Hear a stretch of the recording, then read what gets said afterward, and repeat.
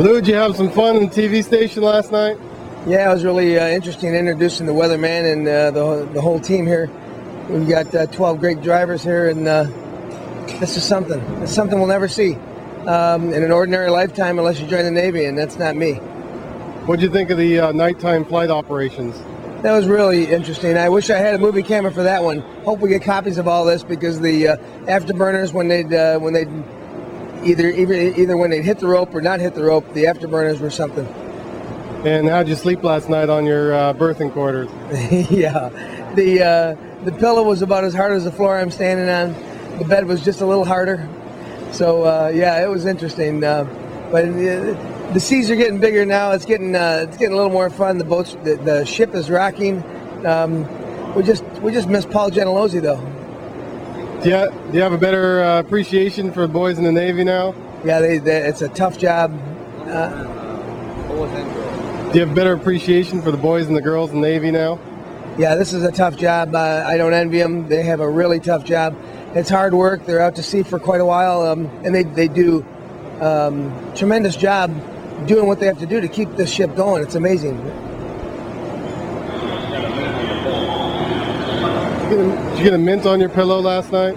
Yeah, I got a mint on my pillow and a little gift basket, just like the Hilton. All right.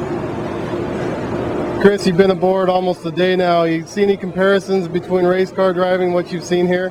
I think what you notice is the amount of hard work and dedication these people put towards their jobs, and it's a lot like the race teams.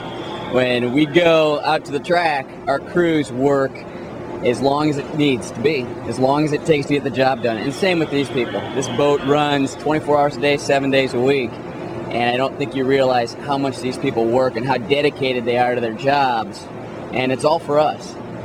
And I think that's something that's rather impressive. On the flight deck yesterday, you were about 8 feet away when the planes were taking off. Describe that a little bit.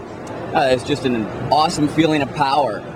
I mean, just to see those jets get up to speed and take off in probably about 300 feet is pretty awesome feeling. It's a lot like being behind a top fuel drag car.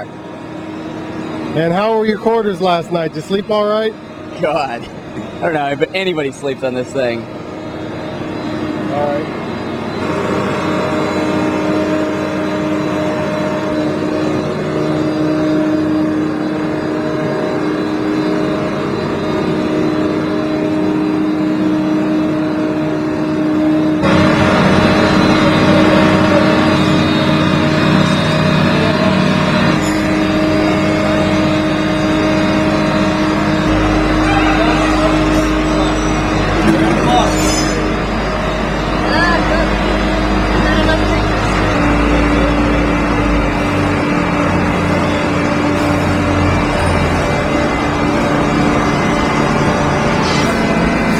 This is the Captain John.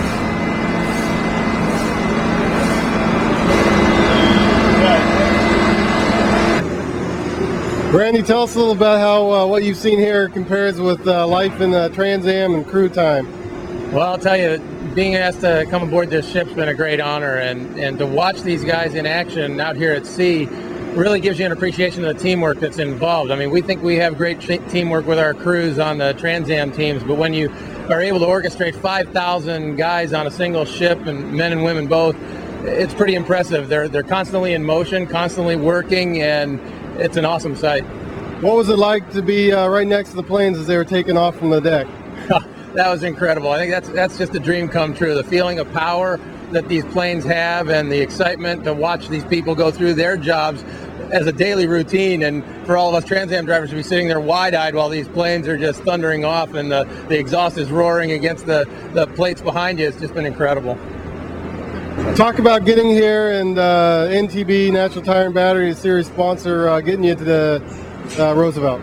Well, I think it's been fantastic for Trans Am in general. That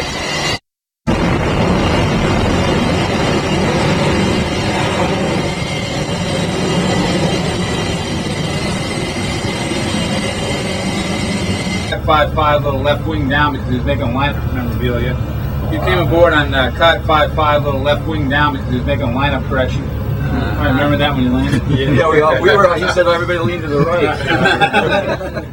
So there you are, and you came aboard, and you're 104,222 traps. And for my time on board, you're getting up towards another 10,000 mark. So pretty close, but it was a great day to see that one keep it for you. This says that you're an honorary tail hooker. To us, that's very good. Some people say not, but we know what it is. Tail hooking's been around a long time and goes back to the proud tradition. So you are now trapped aboard the Theodore Roosevelt on the 7th of September. And we have your picture signed by the Chief of Staff, tagging myself, from your arrival on board. All right. Yeah. And we tried to get you with watch your eyes closed, but I think all three had eyes closed. So sorry, we looked at them. But anyway, really do appreciate you taking the time. The sailors loved it. I got a lot of feedback. I was up doing a reactor board last night around 2 in the morning, and there was still sailors talking about how great they've been signing and talking with you all on board. So that helped your spirits as well. And hope you take that back to wherever you're from and say that the people you saw here are working hard for you. I mean, they're out here doing their job too hard. They work hard, and they're proud of it, and they do a wonderful team effort. So please take that back, okay? And thanks again for coming. I'll put this back to the Commander, on behalf of all the drivers from the Trans Am Series and National Tire and Battery, we really appreciate coming on board. Here's a little something you can hang up, the mess hall or something. That's all the drivers' signatures. Great. Something else here as a token of our appreciation. All right. Very well-run ship. We're, I'm sure, all impressed. Make sure when you go to Discount Tire, wear that hat. When you come to one of our races, we'll get a picture of you in one of our cars. Yeah. Probably with a little left wing down too. Well, we'll put this up on the message. So you got the message for me? We'll do that. Thank you. And we do have a safety brief that'll come up. They'll come up and brief you on what's going on, but it's very straightforward. You kind of follow where he tells us to go. And Same thing they told us on the way out? Yeah, it's exactly the same one. So you'll have 130 knots plus going off the end, and it'll be no problems at all. Beautiful day. There is a weather front that's coming through Norfolk. Are you all going back to Norfolk? Yes. So there's a front that's coming now just over Norfolk, heading our way. It'll be through us tonight, so it should be good flying up until a little bit of weather back on the arrival in Norfolk. But other than that, it's a beautiful day. So, anyone else have any other last minute questions or things I can help you with? It's an absolute pleasure. Yeah, everybody was great. People were great. Great cruise. Yeah. Thank you very much. Really? I guess your tour guides are here. Are they still? Did they leave? Great. Thank you very much. Okay. Absolutely. Thanks, Tom. We'll be back. Thank you, sir. Good cameraman there. sir. Don't put the camera down. Great. Thank you. Thanks for coming. Thanks for letting us. Okay. Thanks for coming. Thank you. Okay. Thank you. Have a safe flight again. Okay. Okay. As long as the pilot has a safe flight, that's what's important. Thank you very much. I'm going to go up and we'll turn this over to the flight briefers and get you going. And have a good one. All right, thanks. Thank you, sir. We're on the carrier. We're using the ramp here as the primary means of exiting the aircraft. In order to operate the ramp, you come back over here to the one back over here on the left side. Grab both handles, take the right handle, turn it quarter clockwise, pull in, throw it on the deck, okay? Exit the aircraft. Then inflate your life vest. Do not inflate your life vest inside the aircraft, okay? Because you won't get out. Once you exit the aircraft, we'll be right beside you with the life rafts, right here. Everybody hear that?